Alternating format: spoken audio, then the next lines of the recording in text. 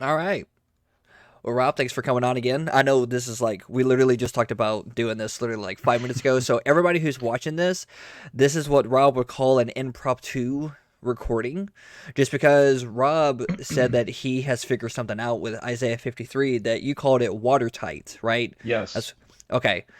And this is So, and this is the grand this is it. Okay, I'm going to start the show with this grand discovery that I made. he's going to Uh, just go right into it. Jesus in India. That's the argument that I'm just kidding. I'm just kidding. I was like, you see my face? This is going to be a mean face. Like, I was what? talking to some Ahmadiyya Muslims and they argue that went to India. All right, okay. So that no, that's Well, I've heard that before, actually. yeah, yeah, So. yeah. But anywho, so Isaiah 53, you talk about how it's watertight, where I have seen people talk about Isaiah 53, and the argument is typically whether it is Israel, whether it's the Messiah, whether it's a whole number of different understandings. But apparently, according to you, from what you've told me so far, hmm that it is watertight about the Messiah specifically. Correct? hmm Yep, Okay. yep. So let's talk about that for a second. So what is like so first off we're starting off with like verse 10, and of course you think that it's already about the Messiah. So my question would be is why is it specifically the Messiah and not about anybody or anything else? Yeah. So it the so Isaiah 53 actually starts in Isaiah 52 verse um verse 13. Hmm. And that's technically when Isaiah 53 starts. So look, my servant will prosper. He will be exalted and lifted up. He will be very high. Just as many were astonished at you, so was he marred in his appearance more than any human, and his form beyond that of any human resemblance. And he will startle many nations. The King James has like sprinkle, but the word is very. I think it only occurs one time in the Hebrew Bible. The Hebrew word for startle. So you'll startle many nations. Okay. Kings will shut their mouths at him for what? Notice it's all in the singular. Him. There's a lot of masculine, like him. It's all to do with him, the servant figure. Right. Now scholars have debated back and forth on Isaiah's paradoxical use of the word servant because there are areas in Isaiah, like earlier, where the servant is Israel. But Right. then as you get to the tail end of the book, and even if you went down the critical scholar route, like multiple authors of Isaiah, like let's just say 52 and 53 is like a third Isaiah, or a second Isaiah, um, then that means he's writing in a more so post-exilic period. Because see, Isaiah 45 mentions Cyrus. Oh, Right. see, 8th century, BC Isaiah can't like predict a Cyrus to come on the scene 150 years later. So there's some Isaiah redactor who put Cyrus there. So therefore, a that same redactor in the 53 section may be thinking about Israel as the suffering servant of 53. Now, I um I was in conversation with a friend who he's familiar with the Hebrew language, and the irony of this discovery is that I didn't know this. I mean I've read like Bleckensop's, like for example, there's a guy named Joseph Bleckensop. He's well known, like he's passed away now, but his commentary on Isaiah is considered one of, like, for Anchor Yale. He wrote for Anchor Yale basically. Oh, okay. Uh, For like so everybody I've who read. doesn't know what that means, that's actually like a kind of a big deal. So just FYI. Yeah. Anyway, my friend noticed that so it was very roundabout way how we got to Isaiah 53. So he was asking questions from Acts 3 on why in Acts 3 you have, and in fact let's just go there. So I'll share my screen. Okay. I'll go ahead and do This that. There we is go. this is Acts 3. Why does Peter use this language? He goes, um, the God of Abraham, Isaac, and Jacob, the God of our ancestors, has glorified his servant. See, notice the use of the word servant here. His servant Jesus, whom you betrayed and rejected in the presence of Pilate. You rejected the holy and righteous one and asked to have a murderer released, and you killed the source of life, whom God raised from the dead. And then he is asking the question, well, why does Luke, or in this case even Peter, use very like why does he use these terms connected to Jesus? And all I said was, well, if you go to any Acts commentary, they'll point out that this is verbatim, like a verbatim quotation or an allusion to the suffering servant of 53. So here's an example of Isaiah 53 used in a New Testament passage.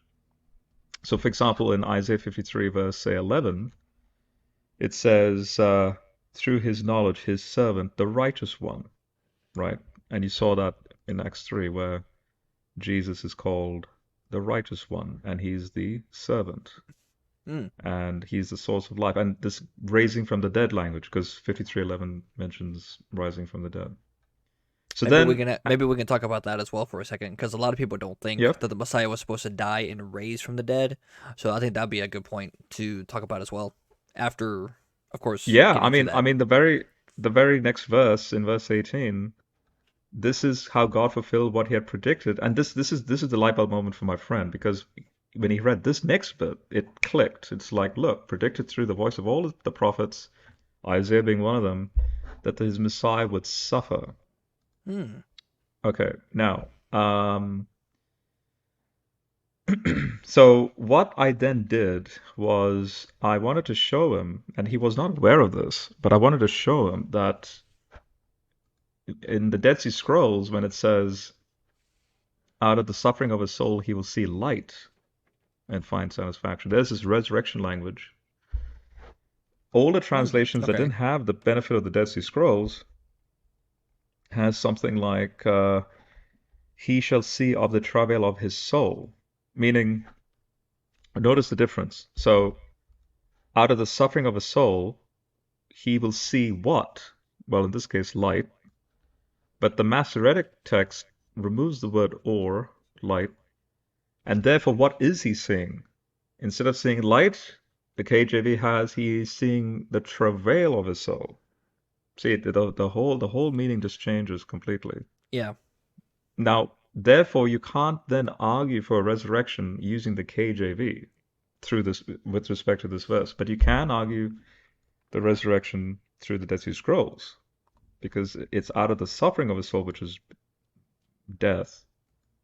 Then the finale is he sees light. Okay, so that led to him wanting to see it for himself in the Hebrew. So this is the Lexham, just to show you the title of this interlinear. This is the Lexham Dead Sea Scrolls Hebrew English interlinear. Okay. So it's So I legit. went, yeah, it's legit. And the beauty of this actually, like just to show you, the beauty of this is that they superimpose the Dead Sea Scrolls of what we have relative to the Masoretic text as sort of like a composite layering. So for example, like I just go into chapter 1 of Genesis. Notice that this word is missing in the Dead Sea Scrolls, but it's preserved in the Masoretic text. In other words, we want to overlap the Dead Sea Scrolls on top of the Masoretic text to see if there's any variation and differences. In other words, what does the Dead Sea Scroll interlinear Bible look like relative to the Leningrad Codex and so on? Yeah. Now we obviously have uh, Isaiah practically speaking, we have it in near completion anyway in the Dead Sea Scrolls. So there's nothing really missing except for odd omissions that you see in the Masoretic text, not the Dead Sea Scrolls, right? Hmm. Okay. So in 53:11, here's the word light. So he's going to see light. But my friend noticed something interesting in verse 10, which I'd never discovered before. He just because he can read the Hebrew language and he's like, hang on, what's going on here? Which then made me with a certain sense of OCD, I couldn't help myself but just go down the weeds, Logos software, search engine, Typical I wanted rock to see stuff all the commentaries, like how they engage with this, and down the rabbit hole. yeah, and basically the word for nefesh, whoops, sorry, the word for soul, your life, or nefesh is in the feminine, Okay. and and this is all in the feminine, and so therefore, he's like, hang on, does this imply that the servant is Israel? Because if it's a feminine, it's connected to Zion, so therefore maybe is this because see and then he noticed, but the Masoretic rendition of the word is not feminine; it's masculine. In other words, a Masoret smoothed it out from the feminine, made it masculine, but the Dead Sea Scrolls specifically has a feminine rendering. So that made me go, hang on a second, what? And then I looked into the you know I looked into the commentaries and so on. And what I'll do is let me expand out. Let me change my presentation to. Well, while you're doing that, to Mhm. add on to what you're Yep. saying, with the soul being in the feminine and and so for example, of course, anybody who is a believer in the New Testament wouldn't say that, oh, this is actually Jesus or God, because God is always referenced in the masculine, especially Jesus. Of course, we know that he was a man born. But when it comes to Israel specifically, now you can make a case for Israel because Israel is always regarded in the feminine sense all throughout the Old Testament. Like Jeremiah, for example, calls Israel she, or the bride, or things like that. So you Hmm. do have a reference in where at least Israel is referred to as feminine instead of masculine. So you can make that case. But where do you get it at that specifically that is Israel specifically?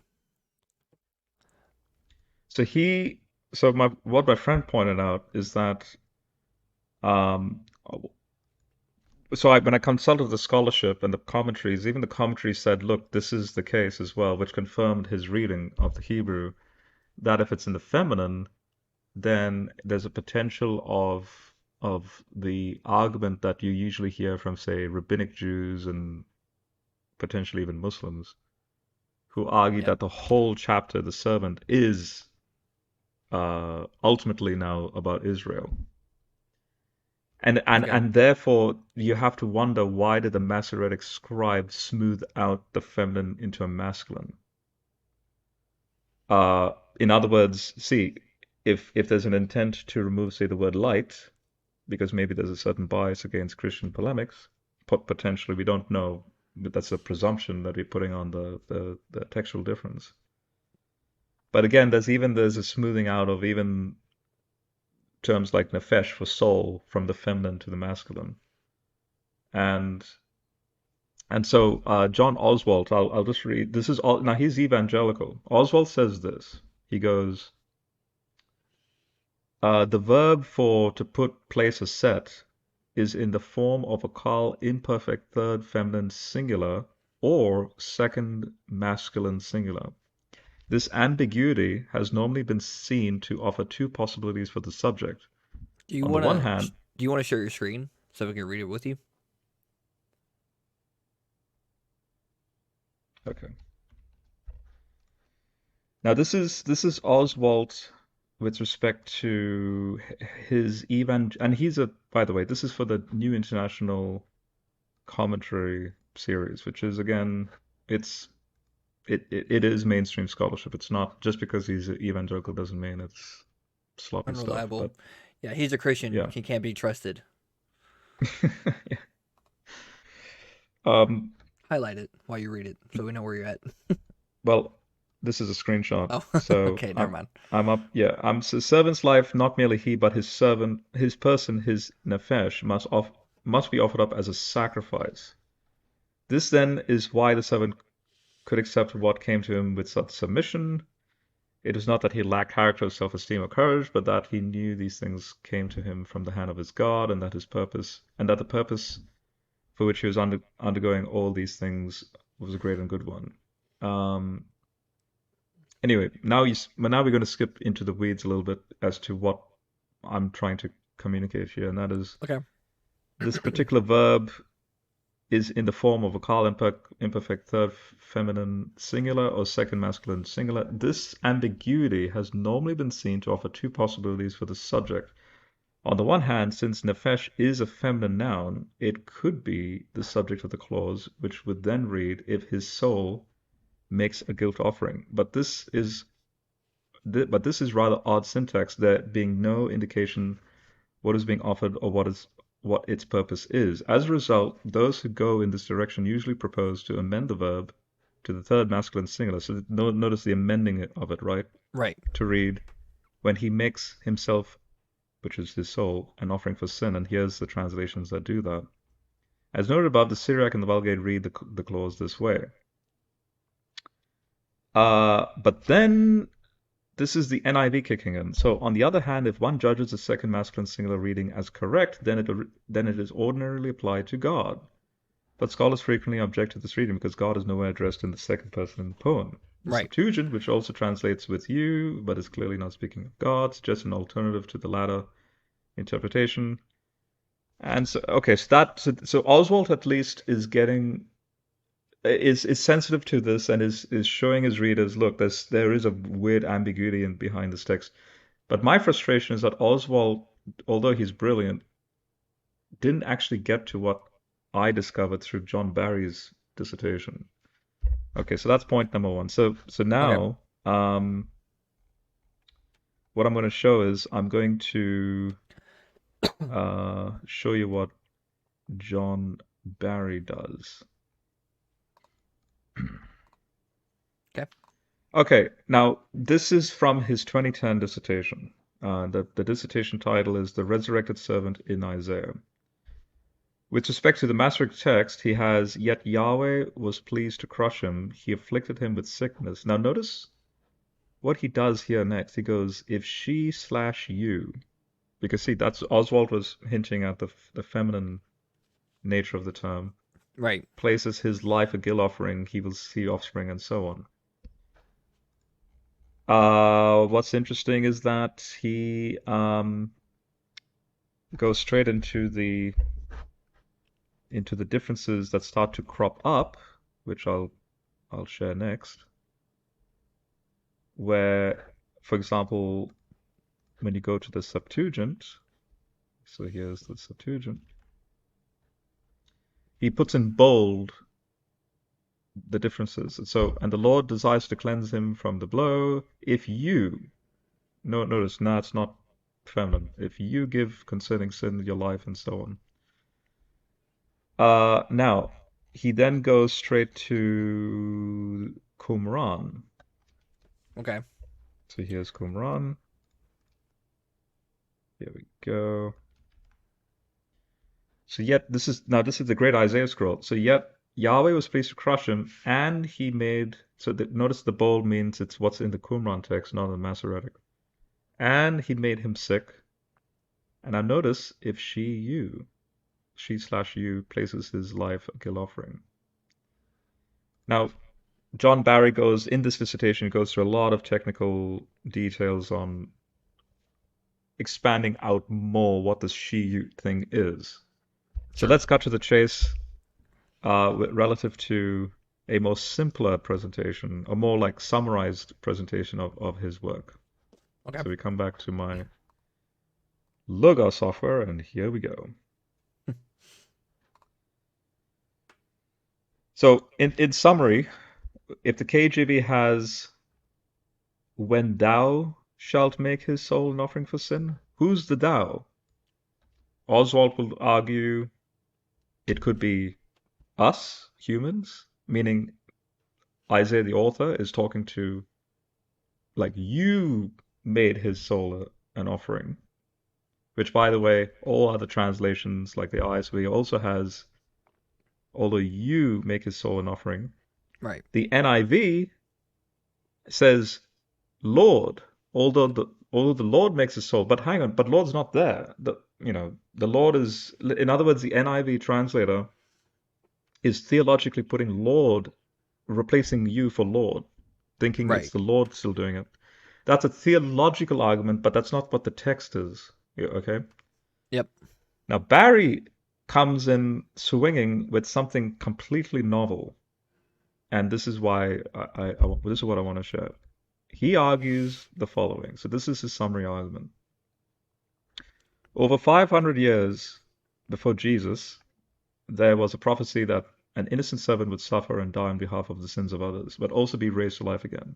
At the time Isaiah 50:53 was written, there's no precedent for such a radical idea, which makes this passage all the more shocking and profound. And here's the passage, and again, notice the she or you bit Hmm. in verse 10. Is the servant the nation of Israel or an individual? We can't assume it's always one or always the other in Isaiah. Both generalizations are problematic. The identities of the various servants in Isaiah are, and here's a list. You have Isaiah himself, Eliakim, Israel, a certain individual servant, or Israel in the sense of plural my servants. And these are all the relevant passages. Right. Specific now to an individual servant, here's your specific passages in Isaiah 49, 52, and 53. But notice that Israel is quite prolific, like extensively in 41, 42, 43, 44, even in Jeremiah and Ezekiel. And so then he says, not counting early references to the prophet himself or to Eliakim, an official under King Hezekiah, the servant in the book of Isaiah is always Israel, or synonymously Jacob, like previous to Isaiah 49. And so you, Israel, my servant, Jacob, or you, Israel, are my witnesses. O Jacob, my servant, Israel, whom I've chosen. You see, notice the language. So in these examples, the servant is the people or the nation of Israel, likely the second generation of Israelites living in Babylon during the exile. But this collective identity shifts in Isaiah 49. Note the first person language for the servant in 49, 1 to 4. So listen to me, Okay. coastlands. Pay attention, people far away. Oh, by the way, I'm talking a lot. Do you want to say No, something? you're good. Or Because okay, ultimately, let's just make a point here that um, there is a shift within the text when it comes to Isaiah 49. So just to emphasize, no first person language for the servant in Isaiah 49, 1 through 4, which he is saying that there is an automatic shift. So what I hear a lot of people argue in Isaiah is that, oh, look, it's always about Israel, just like at the previous text from the beginning until this point, right? We hear that all the time. So what he is noting out is that there is a shift in the language here of the person who is speaking. So just to make that point apparent real quick, going into reading it, go ahead and read it real quick. okay. So listen to me, coastlands. Pay attention, peoples from afar. Yahweh called me before I was born. While I was in my mother's womb, he named me. He made my mouth like a sharp sword. In the shadow of his hand, he hid me, and he made me a polished arrow. In his quiver, he concealed me away, and he said to me, you are my servant, Israel, in whom I will be glorified. But I said, I've labored in vain. I've spent my strength for nothing and vanity. Yet surely my judgment is with Yahweh, and my wage with my God. So at first glance, the line, you are my servant Israel, suggests that Israel remains synonymous with Yahweh's servant. But one verse later, in verse 5, there is Yeah, a clear distinction between Israel and the servant. that's exactly what actually I just noticed too. How if you go up a little bit, just scroll up just a Yep. tad bit, literally, you are my servant Israel, in whom I will be glorified. But I said, I have labored in vain. I have spent my strength for nothing and vanity.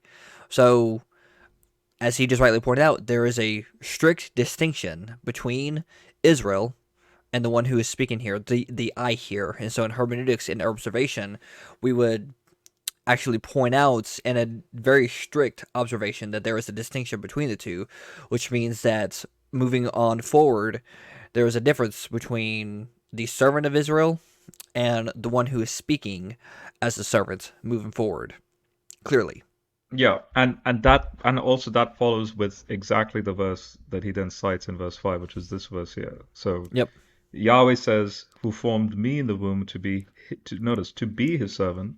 Yep. No, now To notice the distinction, to bring Jacob, Yep. which is Israel, not this one talking. And that Israel, see, speaking Israel as that thing there, Right. might be gathered to him, for I am honored in sight of Yahweh, and my God has become my refuge. Verse 6 makes this distinction as well. He, Yahweh, says, it is too light a thing that you should be my servant to raise up the tribes of Jacob and to restore the survivors of Israel. I will give you as a light to the nations, that my salvation may reach to the end of the earth. Now, the juxtaposition of Israel against the servant suggests that we should understand 59:3, you are Israel my servant, as an enunciation of a new servant who will go on to fulfill all or part of Israel's role in bringing God's salvation to the ends of the earth, which, by the way, Oh. Luke 3:22 is a quotation of this verse in Isaiah, Yeah. right? So, um, actually, it's I think that's a miss. No, I think he meant back in chapter. Yeah, no, he meant chapter 2, verse 32, not 3:22. So see, you have Simeon, Master, now you're dismissing your servant in peace according to your promise, because my eyes have seen your salvation, which you prepared for all people to see, a light that will reveal salvation to the Gentiles and bring glory to your people Israel. That's a direct quotation of 49. Yeah. All right. Now, okay, quick just before this next bit is the bit. But This before I is do it. that, This is this it. is it. This is it. But before I do that, I want to quickly show how I came across John Barry's work in light of this discussion I was having with my friend. It's like a little cliffhanger. So here's our late Dr. Michael Heiser, Unseen Realm. I Of remembered, course. of course, yes, Of of course. course. Michael Heiser. So I remembered it was like at the back of my mind, just lurking. So he brings up the feminine. I'm looking at the scholarship and people wrestling with this, and I'm thinking, I remember there's a guy Heiser reference, and I'm wondering if he has anything to say on this, which I haven't read his work yet, Right. which is Oh, John okay. Barry's work. Oh, okay. And in Unseen Realm, Heiser has this to say, not really connected to this, but sort of connected. He Okay. goes, the word translated Messiah is fairly common in the Old Testament. It occurs over 3 dozen times. It simply means anointed. Lots of people anointed, particular kings and so on. So it occurs with reference to a deliverer whose appearance would be future to the Old Testament era in only a handful of places, and some of those aren't clear as to whether the anointed is even a follower of Yahweh. But this is Heiser's point. There is no Old Testament verse that has a dying and rising Messiah. Hmm. There's no verse that says it like that. Right. But that's important because, see, if it did, then Satan would know the plan. You see, No, that's a good point. God has to work with how do I bring about a passage that then, in hindsight, in the course of time, it's as clear as day. But Right. before that event happens, it's so obscure that even Satan and the rest don't know the plan, right? Right. And so then he goes, if you're thinking Isaiah 53 is the exception, it isn't. The word Messiah does not appear in that passage. That doesn't, but he wants to clarify himself, and he says that doesn't mean Isaiah 53 isn't part of the messianic profile. It means that Right. the content is just one piece of a much larger whole. The pieces were kept separate to obscure the big picture. Now, there's a footnote, and he goes, for a recent technical treatment of 53 as being a legitimate part of now notice, of a dying and rising Messiah. John Barry. See John Barry's The Resurrection Servant in Isaiah. Barry's work focuses on one piece of the Mosaic profile, the seven motif. So then I remembered, I was wondering, maybe I should check this guy out, which is what I did. And I didn't realize that that dude also wrote for Lexham and also the Faith Life Study Bible and all the Lexham, published works. And okay, here we go. Here's here's the icing on the cake. Okay. Um, so he goes, the individual in 52:53 has taken up Israel's commission as God's chosen and called servant. It is his duty to reconcile God and humanity. But how will he do this? Who causes his servant suffering? Who kills him? That's the question. Who kills him?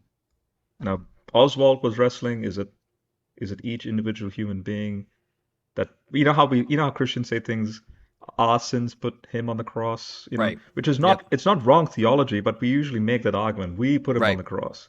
Yep. Then the NIV says Yahweh put him on the cross. But why is he asking this question if it's that? Well, when we identify the pronouns she, he, and you, four major players emerge. Is it the prophet? Is it Zion or Jerusalem? The servant and Yahweh? In other words, is it Yahweh? Is it the servant? Is it Jerusalem itself? Is it the prophet? Right. And this is his translation teasing out the pronouns, and also in hindsight placing, say, the Jesus story back onto the passage. And I think, to be honest, this translation makes it absolutely watertight. That it is like all the arguments you see, all the debates online that you see, like 53 is not about the Messiah or Jesus. No. When you see this translation like this, it is so watertight. It is basically the New Testament message of the death and resurrection of Jesus. Wow. So There you go. So this is like an amplified. Think of this as like an amplified Bible, Barry's version. The prophet says, "Yet Yahweh was pleased to crush the servant. He afflicted the servant with sickness." Now that feminine there, if you identify it as Zion and Jerusalem, so if Zion, Jerusalem places the servant's life as a guilt offering, the servant will see offspring. Okay, now let's just think carefully about this next bit. So Yahweh was pleased to crush him. This take my cup away, take this Right. cup away, because that cup language is all to do with crushing the grapes and so on. Right. Now, who actually killed Jesus? It is Zion, it is Jerusalem. It is what Paul says, but he calls them brothers. You killed it. Because Hmm. let's go back That's a to good point. Because Acts. Yeah. yeah, go to that because that's actually another good point too. Because typically, like for example, I have heard plenty of like for example Muslims talk about Hmm. how the chapter that talks about he only appeared to be killed, and you have some of them actually argued that the Jews believed that they killed the Messiah. Well, that's not true. It wasn't the Jews. It was the Romans Hmm. that killed him. So this Hmm. would be a slap in the face for that argument as well, Yep. because it was in fact the Jews who had him be killed. And but but here's the point. If it is part of the prophecy, that's how that's how detailed that prophecy is. Yeah, where It's so precise is the point. Like, yes, yeah, okay, we can argue the death and resurrection is part of the prophet, and like, oh wow, check that out. No, for me at least, at with respect to that I'm noticing, yep, if it's Jerusalem that kills the servant, if it's Israel that kills the servant, how could Israel kill Israel if the servant is Israel? You see, if that would imply Israel's killing Israel. If it's Israel killing the servant, when in human history or when in the history of Israel did Israel kill the servant? right, Only in the first century. right, That's how precise this prophecy is. So that's why you have, say, Peter in Acts 2 saying, uh, this Jesus from Nazareth, right? He's authenticated by God and so on, right? And then he's talking to Jews. He's like, as you yourselves know, he performs these stuff through him among you. So after he was arrested according to the predetermined plan, full knowledge of God, you crucified this very man and killed him through the hands of these lawless, the Gentiles, the mm, Romans in this sense. yep, But God raised him up and put an end to the suffering of death, since it was impossible for him to be held by it. So this is that although sickness was placed on him, but verse 11, he sees light. Okay? Yep. Again in chapter 3, um, let's see here. If I go down to, I'm just sort of skim reading if I'm missing anything. But in chapter 3, he repeats the same thing. He goes, so see how he goes back to the Jewish identity, the God of Abraham, Isaac, and Jacob, the God of our ancestors. That the deity that you and I worship as Israelites has glorified his servant, and in this case Jesus, whom you betrayed and rejected. Even though he has decided to let him go, you rejected the holy and righteous one, the righteous one language of Isaiah 53, Right. and asked to have a murder released to you, and you killed the source of life, whom God raised from the dead. So, um, that's this bit. If Zion, Jerusalem, places its servant's life a guilt offering, that is watertight now. The prophecy was fulfilled even at that level of detail. So, if we keep reading, the servant will see offspring. Oh yeah, the church. You know what's Because funny? glorification language. Yeah, go for it. Well, because a lot of people would say like, "Oh, so he had kids." No. How is one part of the church adopted? You don't have to be a literal offspring to be the offspring, right? I hear that so many Yeah. times. So like, oh, like, see, he literally had kids all of a sudden, but that just so happens to not be the case. Okay, okay, Rob. Okay, well, do you want to see Jesus describe his offspring in the divine council setting in Hebrews 2? Read Yes, verse 10 to 13 for me. it was fitting that God, for whom and through whom everything exists, should make the pioneer of their salvation perfect through suffering as part Suffering. of. There's that suffering motif from Hebrews. I Ding mean, ding from ding. Isaiah 53. Yeah. Yep. Through suffering as part of his plan to glorify many children, because both the one who sanctifies and those who are being sanctified all have the same Father. This is why Yep. Jesus is not ashamed to call them brothers when he says, I will announce your name to my brothers. I will praise you within the congregation. And again, I will trust him. And again, I am here with the With the children God has given me. right. So in the congregation, council language. So in the council, the saints of the Most High, Daniel 7 language, we'll be presented before him. If you conform to Christ in the resurrection, we're now the children that God has given with me. Like, in other words, Jesus is now with now the new reconstituted divine council through him presented to the Father.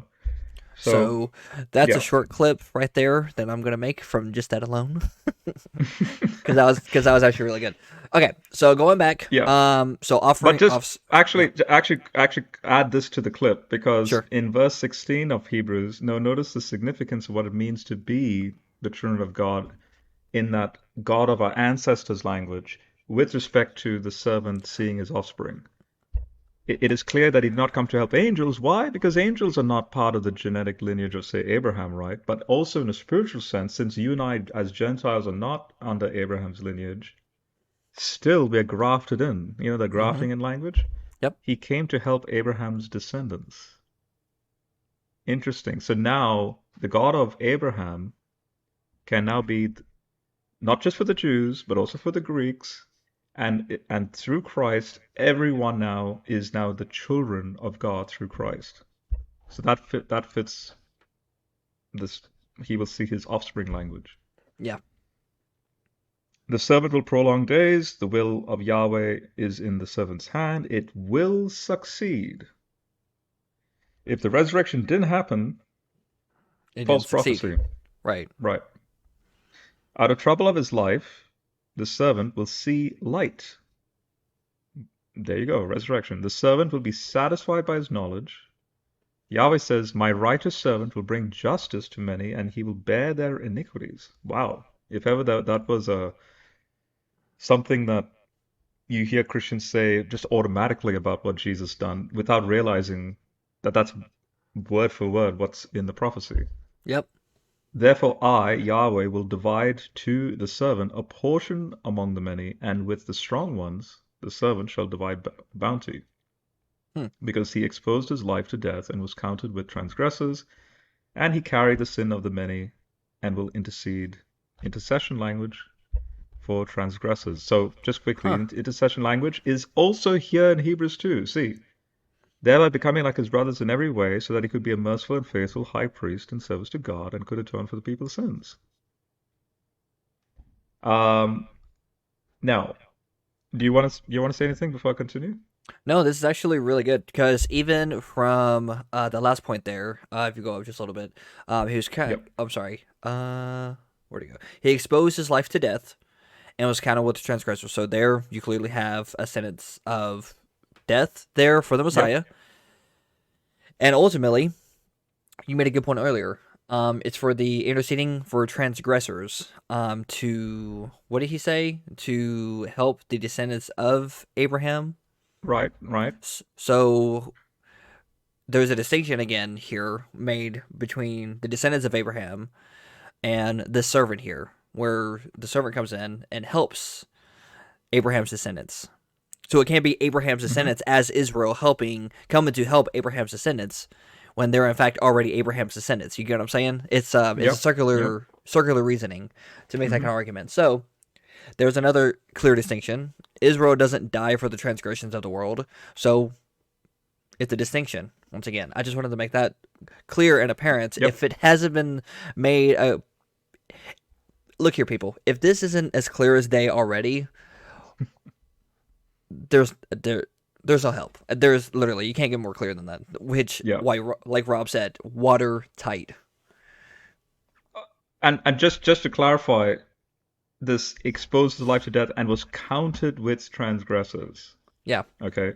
So the paradox here is he's counted with transgressors, but at the same time he intercedes for the transgressors. right. Question, did he intercede? When was Jesus counted with the transgressors? Well, what does Peter say in Acts 3 again? He goes, you rejected the holy righteous one, because see, he's not the transgressor, he's the righteous one, Right. and asked to have a murderer Murderer. released. So there's your counted with the transgressors. Yeah. He was also counted in the transgressors in another way. The two thieves on the cross. I was gonna say on the cross because that was my first thought. Because Yeah. you've heard you've heard me say, and people have heard me say before, it always goes back to the cross. Like it's almost like everything, literally, just always seems to always point back to the cross. It's always the cross. Always. The more I meditate on the cross, okay, the more let me just this I know this is a slight tangent, but this is important. The more I meditate on the cross, the more I I'm the more I see Paul's um just because see, Paul is persecuting the church. Right. Why? Because you guys are telling me that Jehovah or Yahweh became a man and died on a tree. Well, It's like in the Torah, it says you're cursed by Jehovah or Yahweh if you hung on a tree. yeah. That's how bad that image looks. It's like as if you've been cursed by Yahweh. By the Romans at that too. Let's just put that in Yes, there because their whole thing is a reigning king. Remember? yes. And so then in Corinthians, this is why Paul goes out of his way and he says, check this out. He goes, uh, Verse 18. the Messiah did not, Oh, yeah, I'll stop at 17. For the Messiah did not send me to baptize, but to preach the gospel, not with eloquent wisdom. So the cross, now notice this very interesting language. So the cross of Christ won't be emptied of its power? The cross of Christ has power? The cross? Well, he then clarifies and says, well, obviously, the cross is nonsense to those who are being destroyed. But he clarifies and says, but the cross represents God's power to us who are being saved. And now, in what sense? So he clarifies and says, God was pleased to save those who believed through the nonsense of our preaching. So notice the sarcasm and the rhetoric of Paul's language. how ironic. The cross is nonsense. So Yeah. see, Jews ask for signs, Greek look for wisdom, but we preach Christ crucified. And so therefore, if we preach Christ crucified, it's like, for example, imagine if a Greek person argued for, say, Zeus on a cross. That is nonsense. Right. You're telling me Zeus is this top deity dude, ruling the world, and what? He goes and gets killed in a most petty way. So he's a stumbling block to the Jews, just like initially the message was to Paul, and nonsense to the Greeks and Gentiles. But to those who are called, both Jews and Greeks, Jesus Mm, is God's power, dynamis, and God's Sophia, wisdom. For God's nonsense is wiser than human wisdom, and God's weakness is stronger than human strength. And this is the bit that I wanted to show. God chose what is nonsense in the world. God chose the pettiness and just the grotesque, dark image of the cross to make the wise feel ashamed. Like, in other words, if God is, think about it, if God is truly all powerful, omnipotent, and omniscient, and so on, right. can an omni being still utilize for his own means something completely what you and I would consider just so petty? Can an omni being still bring about something out of that? And the answer Apparently, is yeah. he should, if Yeah. he's truly omni. So Which, so yeah. with that, ironically, where it seems to be nonsense, actually, from my perspective here, it actually shows the genius of it. Because if Hmm. the idea, because what is the typically, we get from skeptics is like, if God is so smart and so powerful and everything like this, then he should be able to, do anything. Well, here's a point made here. He takes something that is considered absolute nonsense and makes it actually the most genius thing that he actually can do. He could take something that is considered nonsense and make it an actual legitimate point to prove that he actually is smarter than we thought. Just Now in read reference to his knowledge, right biblically speaking. and read for me verse 28 till the end. And God chose what is insignificant in the world, what is despised, what is nothing, in order to destroy what is something, so that no one may boast in God's presence. It is because of God that you are in union with the Messiah, Jesus, who for us has become wisdom from God, as well as our righteousness, sanctification, and redemption. Therefore, as it is written, the person who boasts must boast in the Lord. Notice again Isaiah 53 servant language. And through his actions, we are now in union. We become children. And the most like shocking twist, if ever there was like like a twist to the story, so to speak, that Yahweh chooses, as Paul is saying here, he chose what is insignificant in the world, what is despised. Notice that the cross is a despised thing, Yeah, what is nothing, right. in order to destroy what is something, which Paul will get to in chapter 15, and that something is death itself, the grave, because that is something, which ironically the cross leads a person to. The cross is designed to kill, but it's also killing in the most petty, insignificant, grotesque, horrible way. So God took the end result, which is death, coupled with that image of the cross that leads to death, mashed it together, literally crunched it up, and threw it in the bin through this incarnation action by the hypostasis of the word, and hence theosis, all that stuff all the fun stuff that we get into with glorification language. To get to that, God chose it this way. But Yeah, but so to come back to Isaiah, Isaiah is prophesying that. But the key point that really hit me in my study on this is the you being in the feminine. And if it's in the feminine, the servant here can't be Israel. It's Jerusalem that places the servant's life as a guilt offering. It's Israel. yeah, So Barry then says, Yahweh is the ultimate cause, because that's how the passage starts, behind the servant's suffering. It was in his will. Because see, even Peter says the same language, in the foreknowledge of God and his planning and so on. right. But Zion or Jerusalem, symbolizing Yahweh's people, makes the servant a guilt offering, which is what happened in the New Testament. In ancient Israel, a guilt offering was made by someone who had deceived, robbed, defrauded, lied, or sworn falsely. In addition to making things right with other people, the Israelites needed to make things right with Yahweh. Guilt offerings of bulls or goats died when offered, so the servant, as a guilt offering for God's people, must die. But something miraculous happens. The servant is alive. He is resurrected. He sees offspring and prolongs days. Which, by the way, if you think about it, if you're reading this, say, in the context of the obscurity of the prophecy, in the sense that what does the seeing offspring look like? Well, we know what that means now in the New Testament sense, that the new council and the church and blah blah. Right. But if you think about it, to see offspring literally means the only way you could see offspring is if you're alive. So just the phrase Hmm. just means to be alive. It's like an idiom way of saying to come back to life again. Because if you're alive, then potentially, say if you have children, then you see offspring.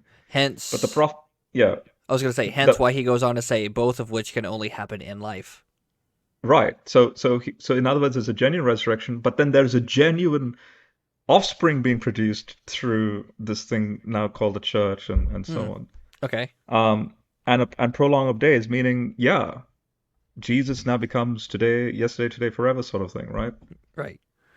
Both of which can only happen in life. So, and there's all the Old Testament passages. But verse 11 implies resurrection that he will see light. He will be Ooh. satisfied in his knowledge.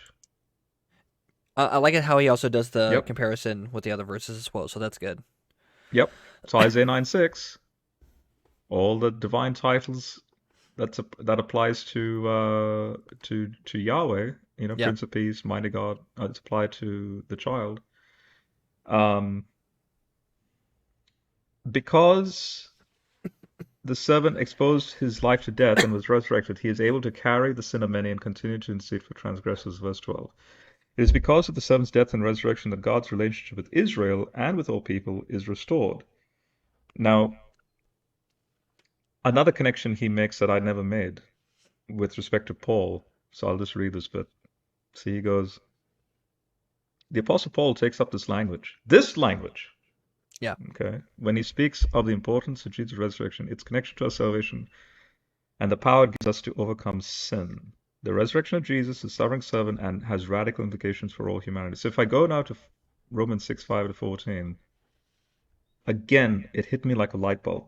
So, no longer sin slaves, but God's slaves. Right. This is from 5-14. Yeah, I'll start from verse 3. So he goes, don't you know that all of us who are baptized into union, see that union language again that you just Yep. saw in Hebrews 2? Yep. With Christ, with Jesus, were baptized into his death. So baptism now, instead of a purity thing that the Essenes practiced, is now a genuine symbol of an immersion into the grave. And as you Right. come out of the water, it's like you're resurrected, but it's only through Jesus that you have this hope. Right. Therefore, through baptism, we were buried with him, which is, yeah, so I'm just repeating what I just said. So through you're baptism, we you're were ahead of buried it.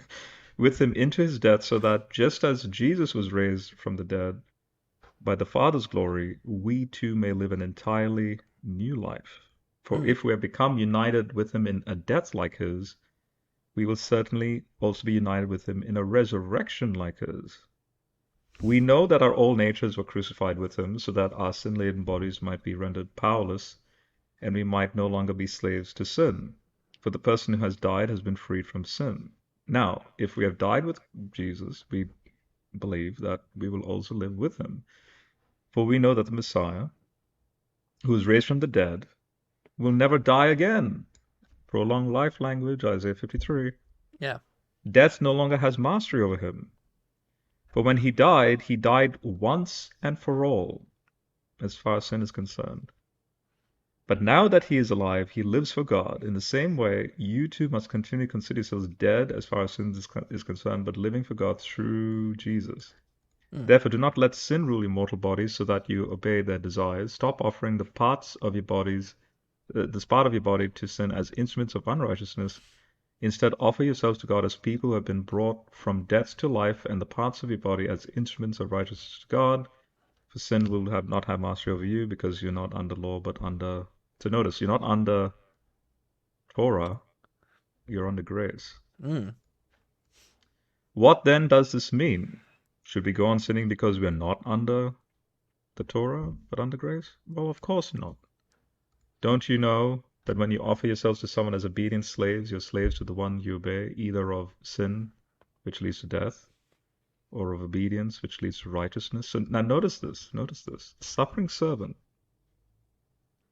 he was obedient, which then made him the righteous one, the holy righteous one.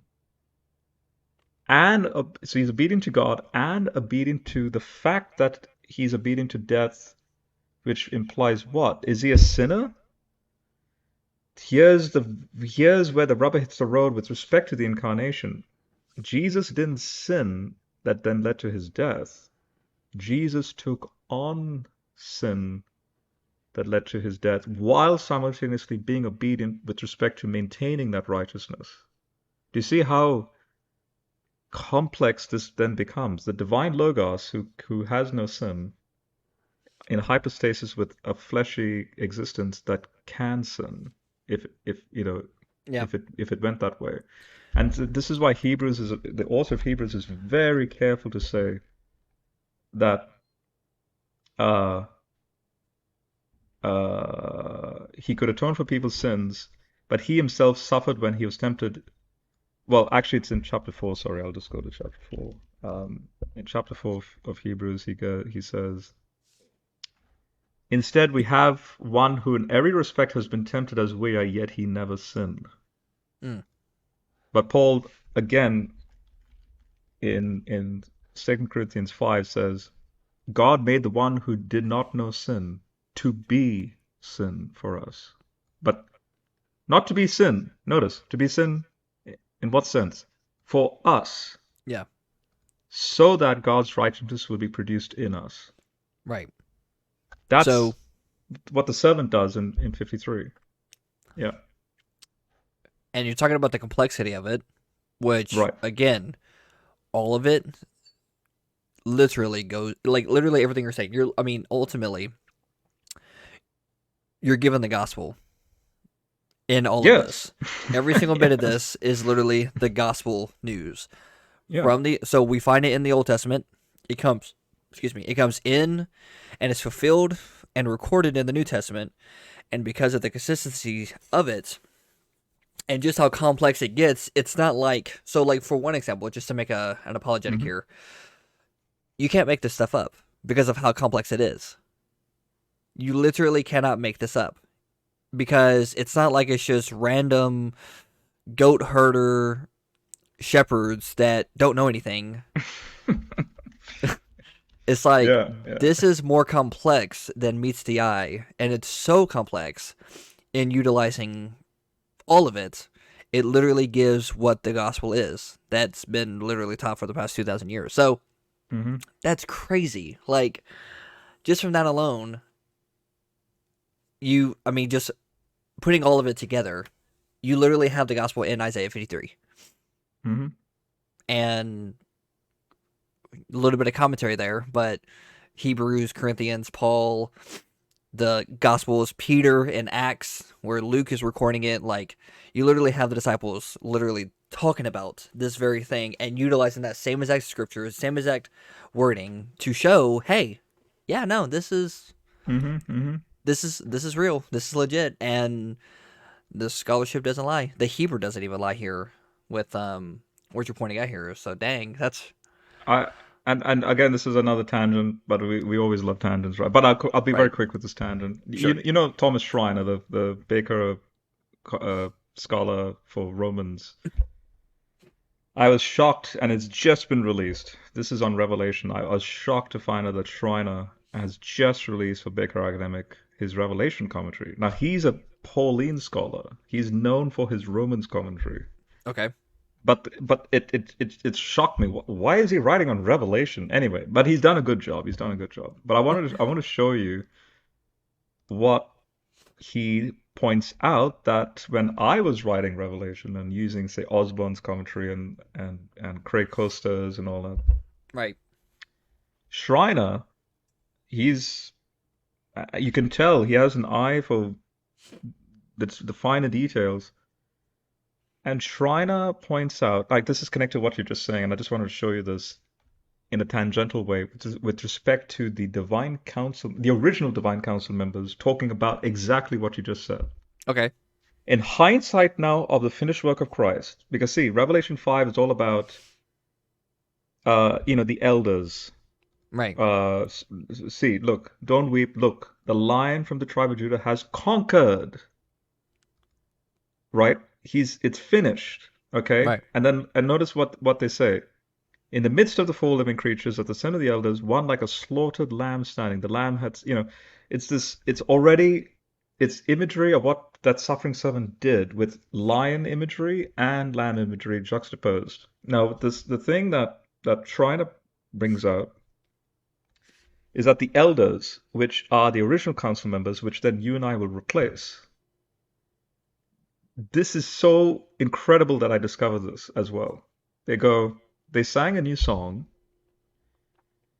You are worthy to take the scroll and open its seals because you were slaughtered and because you purchased with your blood some from every tribe, language, people, and nation, and you made them a kingdom and priest to God, and they will rule on the earth. Now, do you want to say something? Because I want to show you what Schreiner says over here. It's pretty Now go cool. ahead, because my train of thought is going towards one specific passage, so I'm curious on how he goes about it.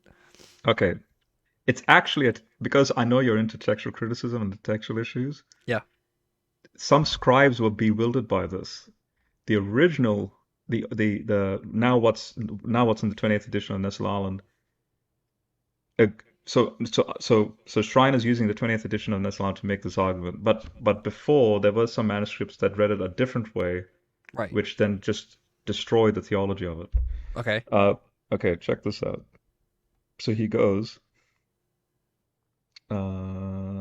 Skip. Notice 53 language. The new song in Isaiah 42:10 anticipates the new Exodus, the great and final deliverance of Israel, achieved through the death of the servant of the Lord, 53, Okay. which has now been accomplished by the Lamb. The Lamb is praised since he is able to take and open the scroll, right? Skip. Okay, so the Lamb deserves praise because he was slain. His being slaughtered as a lamb was highlighted in 5:6. Paradoxically, victory has come through what? What is Defeated death. insignificant in this world? What is nothing? In his death, now this is the bit. This is the bit. In his death, he purchased people from every ethnic background and language of God. The verb means to buy, purchase, and so on.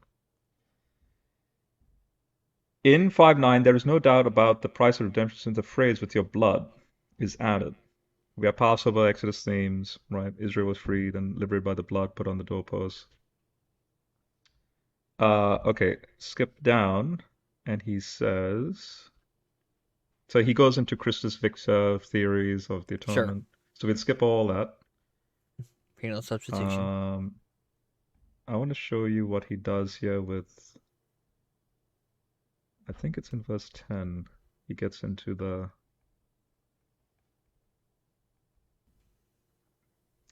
Okay, so Schreiner says this. He says, with respect to 5 verse 9, but this is back in chapter 4 verse 4, where he introduces this peculiar elder stuff, the 24 elders surrounding the throne.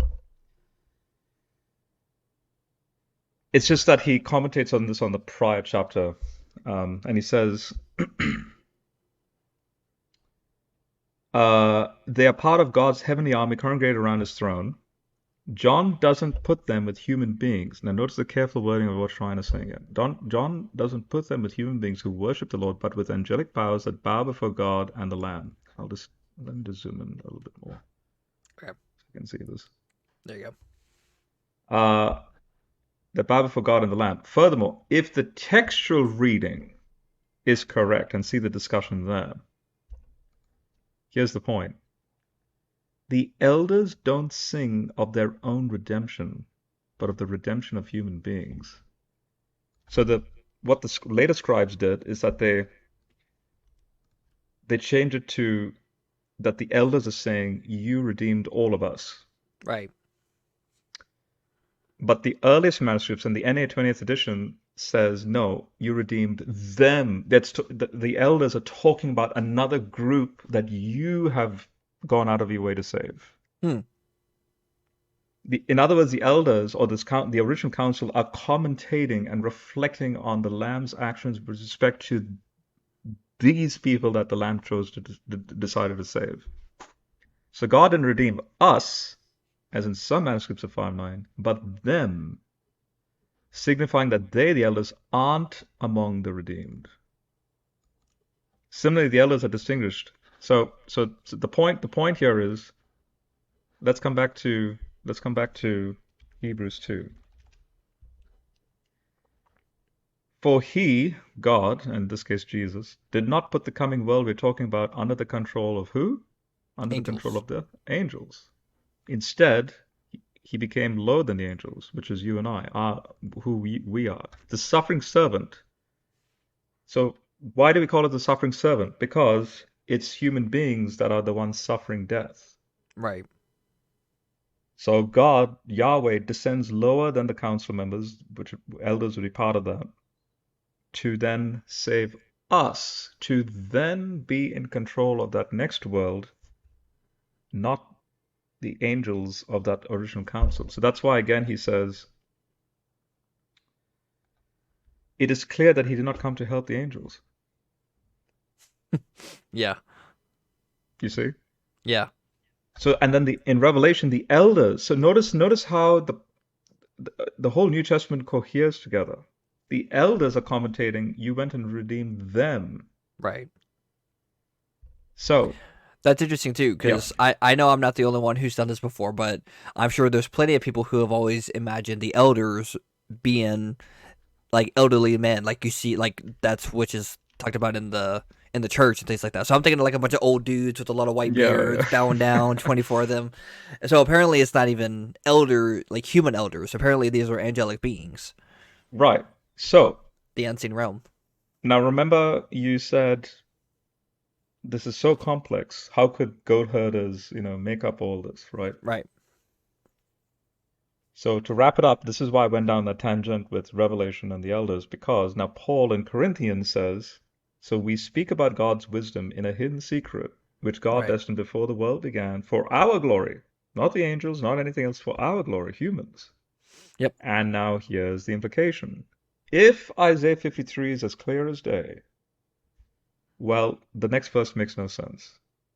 It's only in hindsight that it's as clear as day. But initially, none of the rulers of this world, meaning, and the archons of this aeon is the Greek, it's literally Right. Satan's part of that. Even the good angels, even the elders, understood it because if they had, they would not. They, meaning Satan and so on, would not have crucified. Now, how does Paul call Jesus? What does he call him? The Lord of Glory, which is only Yeah. a title applied to Yahweh. Right. And therefore, and just to show you again, just this is another clarification elsewhere. 1 Peter 1. What does Peter say?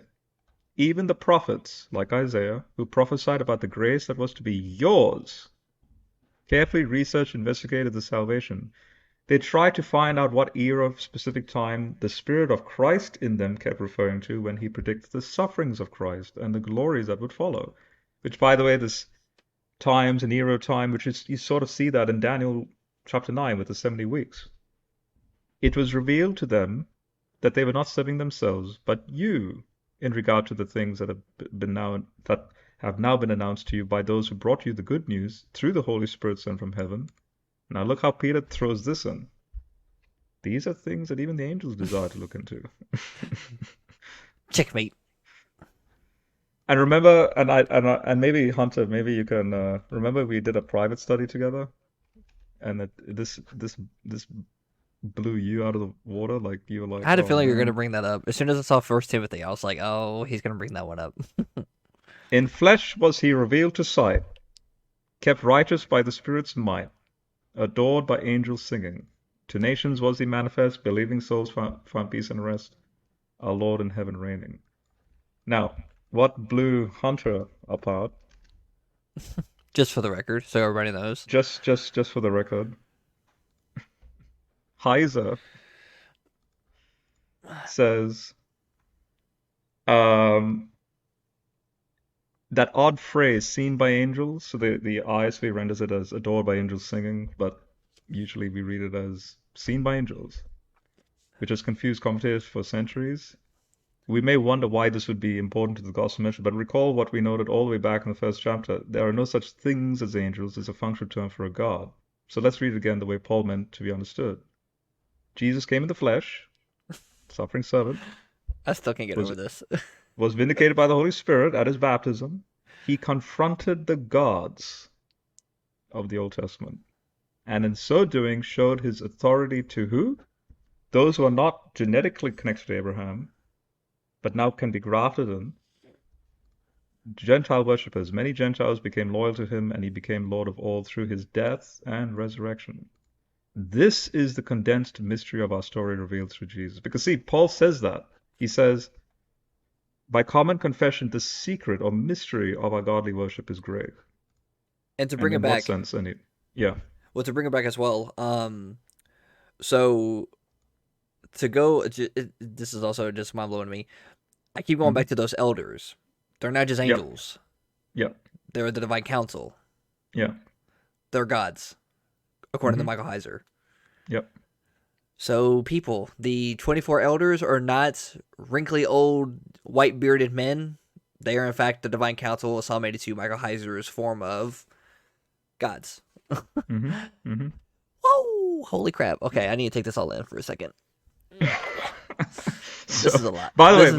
we're nearly finished with Barry. So we're coming back to Barry's Oh, there's still final. more. Goodness. Yeah, this is the final portion of his essay because Whew, then stuff it is goes to hot. our resurrection, and then it goes to justice and the Holy Spirit. Believe it or not, the Holy Spirit is connected there, and then it ends there, basically. So, okay.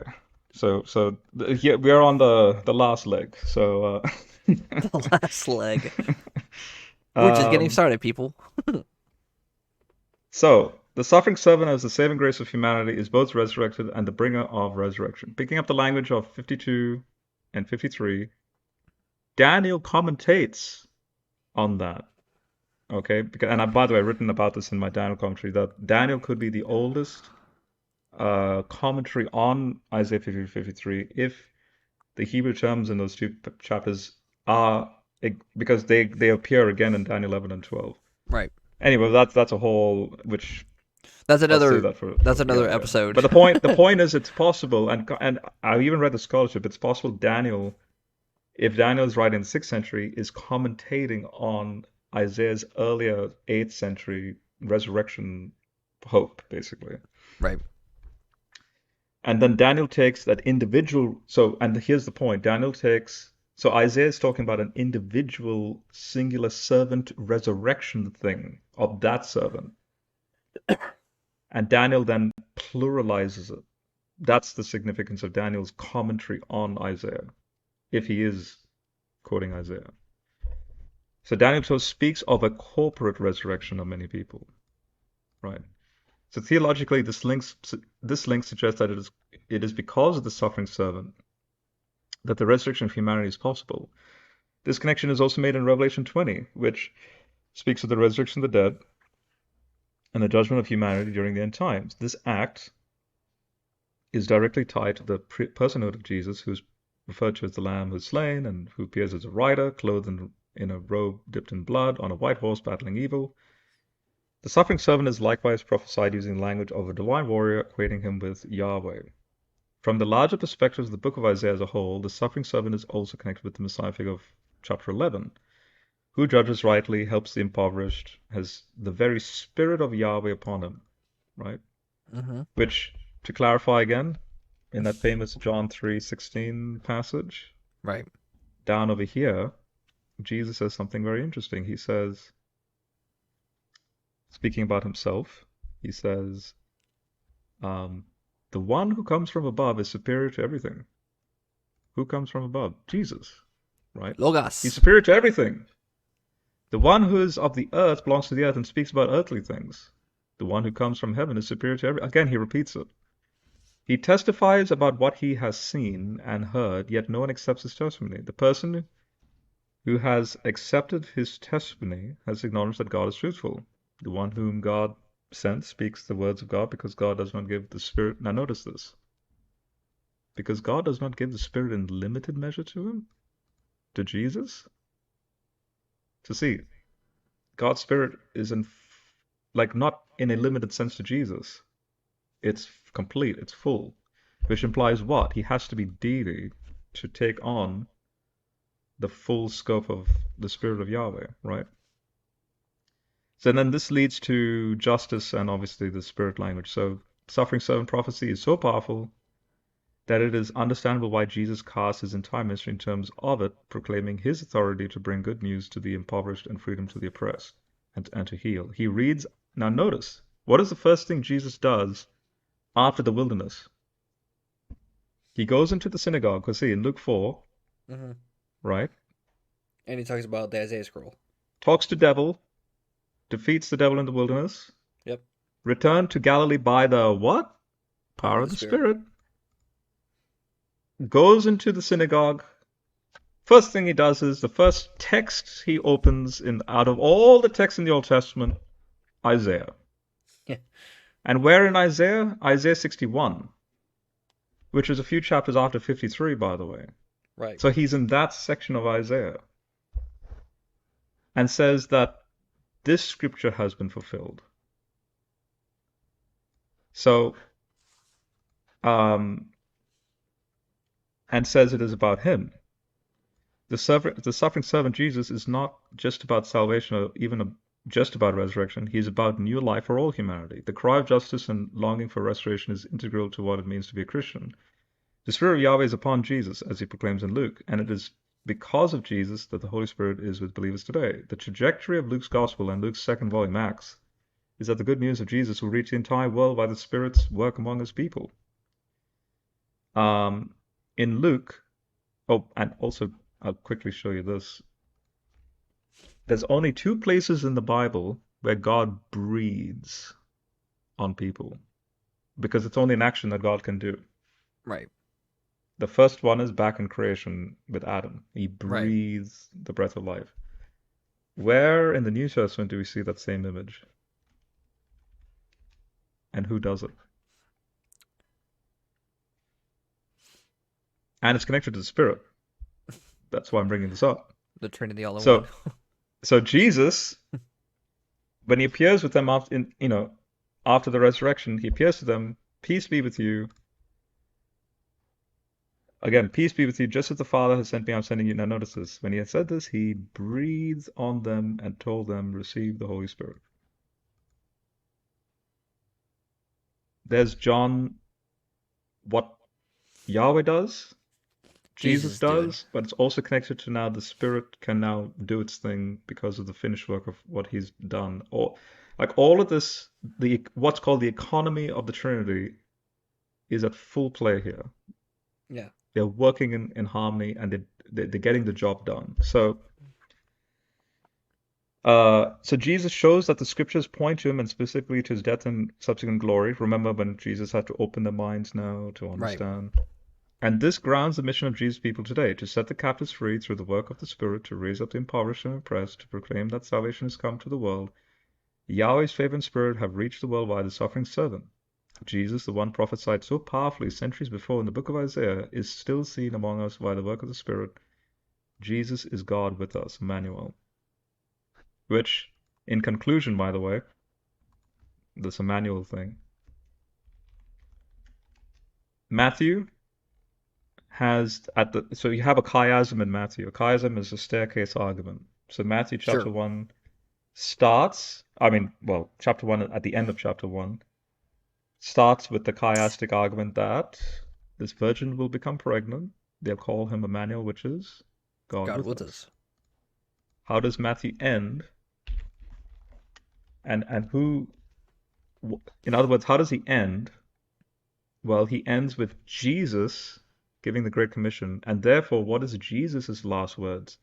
We usually think the Great Commission is his last words. No, it's not. The last, the commission is just before his last words. So the commission Right. is Trinity language. Right. Baptize in the name, singular, of Father, Son, Spirit. Keep reading. Teaching everything I've commanded you. Okay. Here are his last words. Here's the chiastic argument. He's Emmanuel, God with us at the end of chapter 1. He's Emmanuel, God with us, so I'm with you each and every day until the end of the age. Boom. There's your, in an hour and 30 minutes, so exactly 90 minutes, uh, there's your, you can bring up the, just the two of us now. There's what I discovered this week, and I wanted to share that with Well, all of that's you. good, Lord. Every time, man. Every time. There's always something that I'm getting blown away by. That's just insane. Oh, God. Now I gotta soak it all in, watch this again 3 times to make sure I get every single little details because it, like you said, it's complex. Hunter's face, smiley. Literally. Hmm. Oh, my goodness. So, in conclusion, with all of that now, what did your friend say to that? I'm curious how your friend reacted. Okay, this may actually make you probably fall over backwards and do backflips. Don't tempt me now. All of that was because of him highlighting to me that Nefesh and so on is feminine, and why, and what does that imply? Right. We then put a thumb on it, like a like a little peg on it, Little pin. Yeah. yeah, pin, and we discussed another thing, which by the way, you know, clarified a lot for him, and I was able to help him in that sense. But this was like a thorn in the flesh to me. Basically, basically proving highs are right yet again. If it's weird, it's important. Remember when he says that? If it's weird, it's important. That was like his slogan. How can anybody who listens to that guy even like forget that? So I wasn't at peace when he pointed that out. I knew someone has discussed it. Right. John Two Barry, thousand years. yeah. So it's for example, John Barry's done the hard work. I mean, in his dissertation, he goes through just like the Forbes Anderson analyzed Hebrew database. Like he goes through some pretty just in the weeds with the Hebrew grammar and so on. This is just a summary of his argument, basically, which is now it's published. This is not just some random, you know. This is through Lexham. It's published, and Heiser referenced him. So I I was looking for an answer. What have scholars engaged with that grammatical clue? Oswald sort of did a few other, like for example, in the the Herminia commentary, like there's a Herminia Isaiah commentary where that particular scholar goes into like a tangent on, well, maybe there's some sort of polemic at play with respect to the like he goes into the ancient Near Eastern Sure. deity stuff and Sure. okay, all well The and good. rabbit hole that everybody goes down Yeah, eventually. he's trying to wrestle with it and but it still didn't. There was no oomph in finding the solution to this. But John Barry beautifully unlocked it with, hang on, if let's just lay out all the servants in Isaiah as you saw on that table. Right. Okay, now we're coming where the rubber hits the road with a singular servant. Okay, now who's the you, which can be seen as a she? She will make the servant's soul a guilt offering or something like that. Right. Um, who is then the you? So Oswald and most evangelicals who know it's ambiguous will just sort of blindly, not completely blindly, but hope for the best sort of argument. It's either Yahweh or it's us that Right. make his soul a guilt offering. Barry's like, well, we there is an argument that can be made. It's Zion and Jerusalem, and boom, it then that ambiguous nature of the word is no longer ambiguous, because if it is, it shoots the rabbinic arguments and the Muslim arguments out of the water, like the argument that the servant is Israel. Because see, it's Israel killing the servant, Yeah. point blank. If the feminine you there is Zion and Jerusalem, and therefore, in hindsight now, who did that? When in Israel's history was a suffering, quote unquote, suffering servant killed by Israel? We It's just so happen to have a yeah, specific person 2,000 years ago that it yeah. happened to. And then immediately after the killing, notice the chronology of the prophecy. Verse 10 is that, verse 11 is resurrection. And Yep. then the implications of that resurrection, he'll make many righteous, and so on. The That offspring. chronological aspect is exactly the Jesus story. Which totally random. Well, actually, it's actually a completely different point when it comes to Oh, like that. by the way, but I didn't Go answer for your it. question. I didn't answer about my friend's reaction. Yeah. He doesn't know all this. Which is why I'm going to show him this recording. Because what happened was he's also Aussie. He also so he we just quit the call, and then I went down this rabbit hole in my own private time. I couldn't sleep. I just needed the answer. I found the answer. That's why I messaged you. Hey, dude, I have something to show you. And now I need. Oh He gosh. doesn't know. He doesn't know what I've discovered. You've All he did was, why is that in the feminine? That's weird. And that hit, and then he just left it at that. He didn't care. It didn't affect him, but it affected me, and that's why yeah, that's why I Oh did my what, goodness, yeah, that's what's gonna make me yeah, do backflips because yeah. That's yeah. all So see the I answer have is he I doesn't know all this. oh my Like gosh, I have he's him to yet to see thank. it. Yeah, I have yeah, him to thank, and instead of like telling the very person who led you to this, you're sharing me all the goodies in the tea about everything that's yes, going on right now.